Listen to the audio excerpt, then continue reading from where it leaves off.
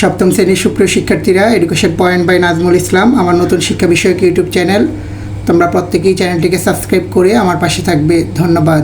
আজকে তোমাদের গণিত বইয়ের অনুশীলনী 2.1 সমানুপাত ও লাভ ক্ষতি থেকে কয়েকটি অঙ্কের সমাধান করব। আশা করি এর দ্বারা তোমরা উপকৃত হবা। প্রশ্ন নম্বর 12, দুটি সমান মাপের গ্লাস শরবতে পূর্ণ আছে। ওই শরবতে পানি ও সিরাপের অনুপাত যথাক্রমে প্রথম গ্লাসে 3:2 এবং দ্বিতীয় গ্লাসে 5:4। এই দুই গ্লাসের শরবত একত্রে মিশ্রণ করলে পানি ও সিরাপের অনুপাত নির্ণয় করো। প্রথমে আমরা প্রতিটি গ্লাসের আলাদা আলাদা পানি এবং শরবতের পরিমাণ নির্ণয় করব। দেওয়া আছে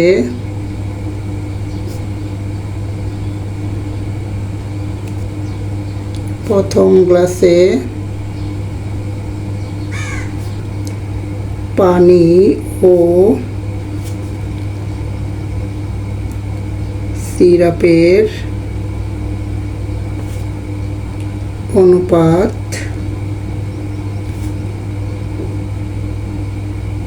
3:2। অনুপাতের রাশিগুলোর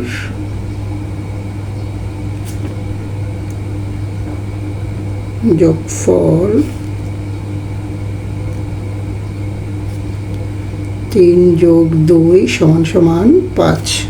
সুতরাং প্রথম গ্লাসে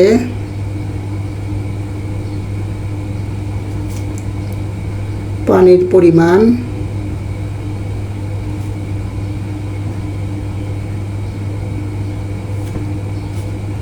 পানি এবং সিরাপের মোট পরিমাণ ছিল হচ্ছে 5 আর পানির অনুপাত ছিল 3। সিরাপের পরিমাণ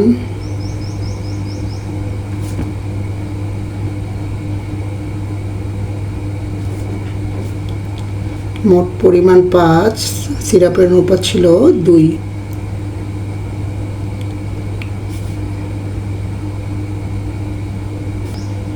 আবার দ্বিতীয় গ্লাসে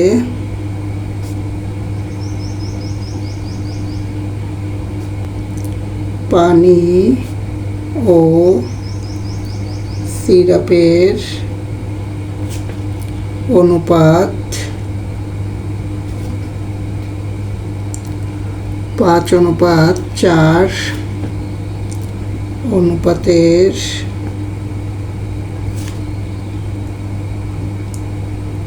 রাশিগুলোর যোগফল 5।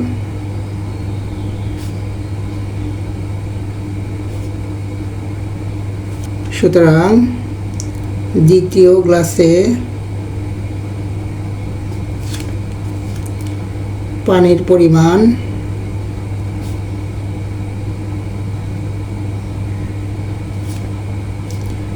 মোট অনুপাত পেয়েছিলাম 9 এবং পানির অনুপাত হলো 5। এত অংশ সিরাপের পরিমাণ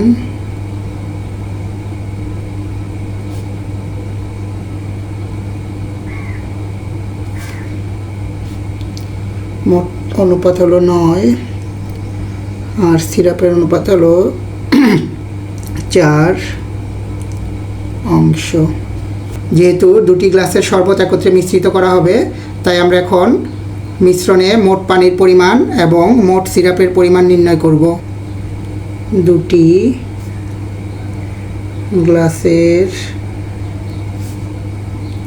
শরবত মিশ্রণের পর শরবতে মোট পানির পরিমাণ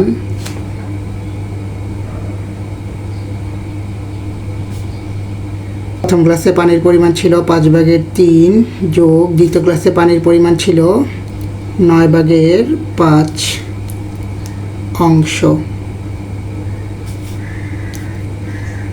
এখানে 5 এবং 9 লসাগু হবে 45। 5 দিয়ে 45কে ভাগ করলে আমরা পাবো 9। 9 দিয়ে 3কে গুণ করলে আমরা পাবো 27 যোগ 9 দিয়ে 45কে ভাগ করলে আমরা পাবো 5, 5 দিয়ে 5কে গুণ করলে আমরা পাবো 25,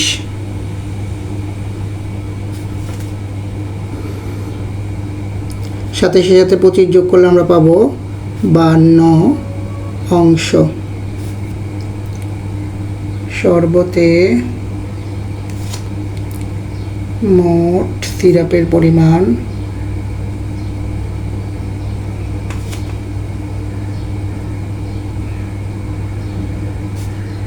প্রথম গ্লাসে সিরাপের পরিমাণ ছিল 5/2 এবং দ্বিতীয় গ্লাসে সিরাপের পরিমাণ ছিল 9/4 অংশ।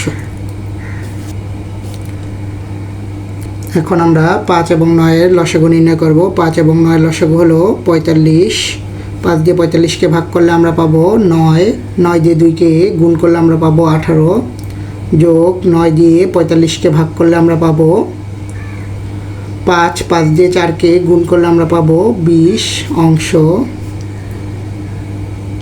20-এর সাথে 18 যোগ করে দিলে আমরা পাবো 38 অংশ। সুতরাং মিশ্রণে পানি ও সিরাপের অনুপাত, মিশ্রণে আমরা পানির অনুপাত পেয়েছিলাম 45/52 অংশ এবং সিরাপের পরিমাণ হলো 45/38 অংশ। প্রদত্ত দুটি অনুপাতকে আমরা প্রথমে 45 দিয়ে গুণ করতে পারি, তাহলে পাবো 52/38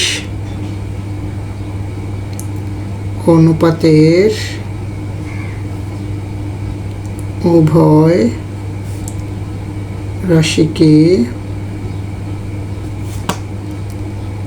45 দ্বারা গুণ করে। অনুপাতের উভয় রাশিকে পুনরায় 2 দিয়ে ভাগ করব, তাহলে আমরা পাবো 26/19 অনুপাতের উভয় রাশিকে 2 দ্বারা ভাগ করে। সুতরাং মিশ্রণে পানি ও সিরাপের অনুপাত